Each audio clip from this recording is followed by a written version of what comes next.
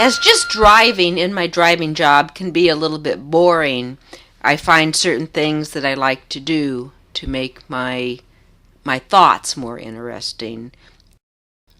Besides occasionally recording bird sounds, I also read different articles in newspapers around the country.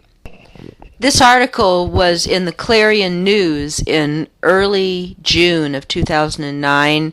Clarion is a town that is on I-80 in Pennsylvania. The article inspired me to think about rocks, and I see some really interesting rocks as I drive along the highways where there's mountains, and where the mountains have been cut away, you see rock formations. I grew up in Southern California where we had earthquakes, and so I think about faults, and I think about this kind of stuff.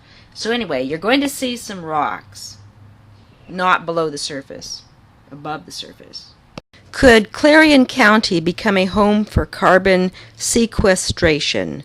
County has some formation suitable for the idea, by Tom DiStefano, Clarion News writer, Harrisburg.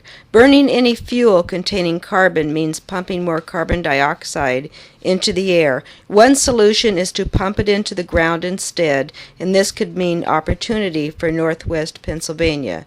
The State Department of Conservation and Natural Resources recently issued a report on the possibility of carbon sequestration, pumping carbon dioxide underground. The idea is to allow the continued burning of fossil fuels for energy, including coal and natural gas, without increasing the greenhouse gas carbon dioxide in the atmosphere and contributing to global warming.